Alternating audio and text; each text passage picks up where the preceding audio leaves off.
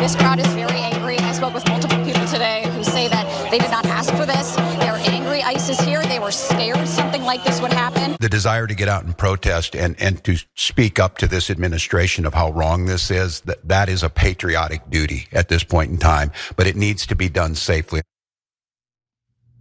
Today, following the fatal ICE shooting of an American citizen in Minneapolis, Minnesota, Minnesota Governor Tim Walz has stated that it is Americans' patriotic duty to protest ICE safely after she was shot and killed. Now, Cenk, you have seen the video of the ICE shooting, so you're filled in on the details. What are your 2 cents? Yeah, so just to start here, I thought it was a totally unjustified shooting. Like really, you thought his life was in mortal danger.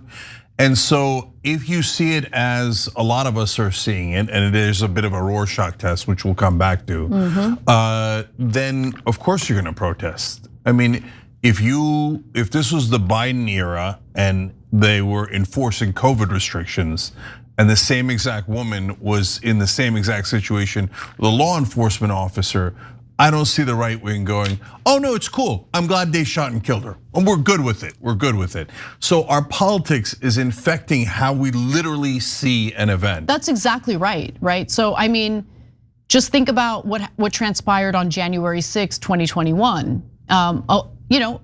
One of the people who stormed the Capitol did get shot and killed, and the right wing was outraged by that. Yeah, so guys, instead of doing whataboutisms on every single one of these, like, okay, well then you guys were wrong about Ashley Babbitt, but you're wrong about this.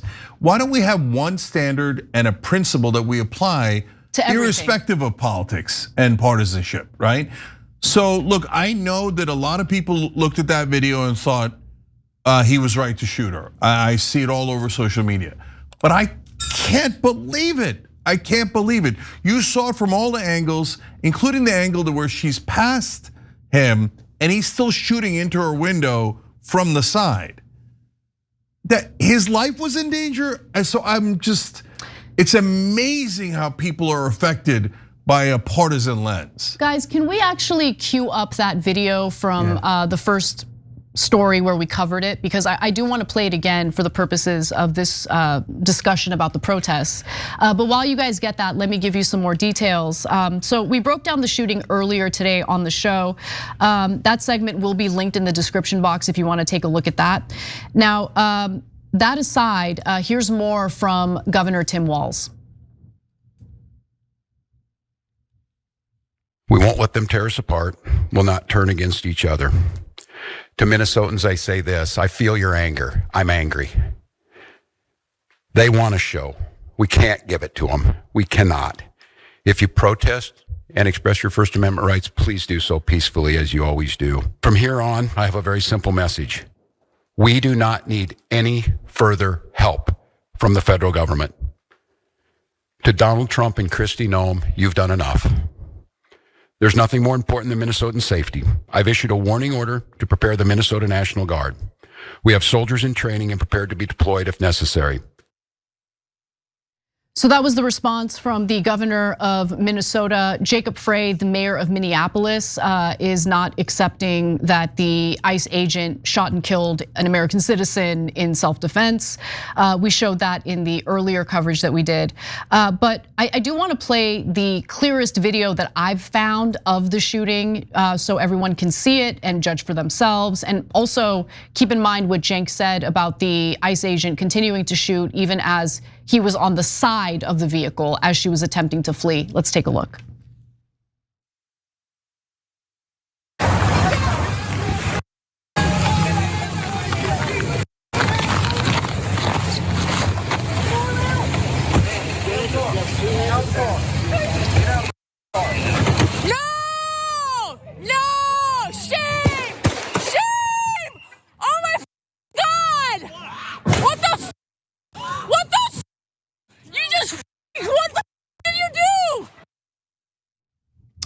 And we do have a slowed down version, and I want you to pay attention to the placement or how her wheels turn. Take a look.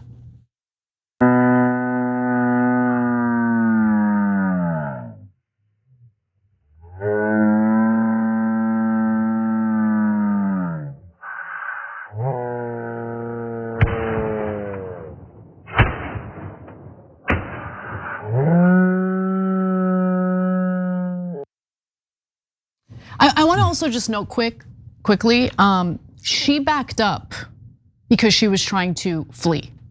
She wasn't trying to run him over. She wouldn't have backed up if she intended to run him over.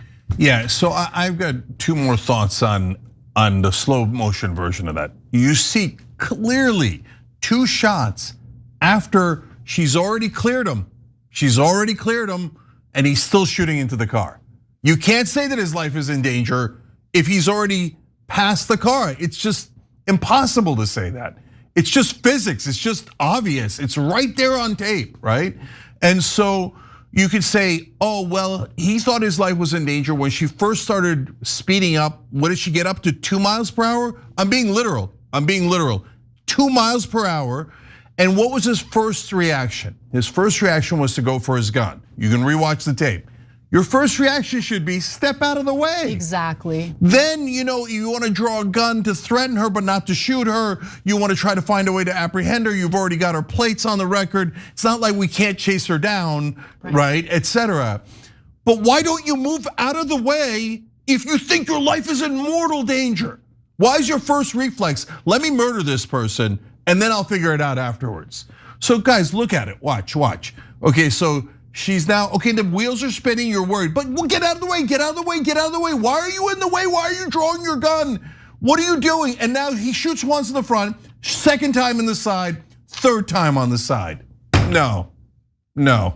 Look, I'm not gonna be on that jury. That jury is gonna have a completely different conversation than this because they're gonna look at his history. They claim that he was hit once before and dragged. I don't know if that's true. I don't know if it'll be a mitigating circumstance.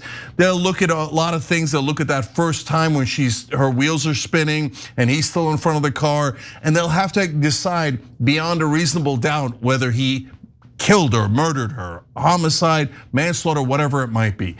But we're not in that courtroom right now. We're in this courtroom where we're all trying to decide what happened here and how should we react. Don't forget, Noble Mobile saving you a ton of money. So a lot of people are signing up now and beginning to realize, what the hell, why am I paying so much to Verizon and AT&T?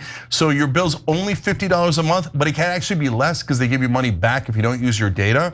So if you're paying more than $50, there's no reason to not switch. It's crazy not to switch because same phone, same number, same contacts, literally nothing changes. TYT.com/switch, TYT.com/switch. All right, we'll be right back. So the most important thing is do not react in anger and be peaceful. Tim Walz is right about that. Because if you go and you clash in the streets, you go to the streets. They have no problem killing you. Yeah. They have no problem killing you. That's what I'm worried about. Please be safe out there. And then then it becomes a bigger and bigger mess. And then both sides start attacking each other. And they've done a brilliant job of dividing us. 100%. Just as we were beginning to unite on a bunch of super important things, now we all have to be at each other's throats over this. So, and if you're on the right, First Amendment, brothers and sisters, what did we talk about? Freedom, right? Freedom of speech, freedom of press, freedom to actually protest your government. That's also in the First Amendment. So you can't say you're against protests. You can say you're against violent protests and people who break the law, no question, okay? That applies equally to both sides. They're throwing bricks through windows anyway. By the way, if you're on the left and you see anyone breaking the law or doing violence, turn them in, because A, they're gonna use that against you. B, I don't even really believe they're on the left. If you're doing that, you're not on the left. You're not, you're an idiot and you're causing great damage. Forget the left, to the country if you do violence at this point, right? So get those guys out of your midst if they're in your midst. But overall, guys, whenever you see, okay, so that's a bad ICE agent, in my opinion, doing a totally unjustifiable shooting. Let's say there's a protest and a guy throws a brick through a window, etc. That's a bad actor, terrible guy, should be arrested, etc. That doesn't mean 2,000 protesters or 20,000 protesters are all guilty. And by the way, it also doesn't mean every single ICE officer is guilty. That's right. That guy is guilty, okay? And so I've said this many times on January 6th, because we're principled and fair and honest. The people who went to Trump's speech but did not go to the Capitol and did not break in had nothing to do with the break-in. Right. So you can't blame the guys who were at the speech. That doesn't make any sense. They have every right to go to a speech. They have every right to protest, right? If we take away the right to protest, is it really America? Is it really freedom? So, and if you can't see why people would want to protest over this, when one of their neighbors is shot dead in a situation like this, you're trying super hard not to see it. Yeah, I agree. I do want to go to CNN's reporting on the ground in Minneapolis. Let's take a quick look at that.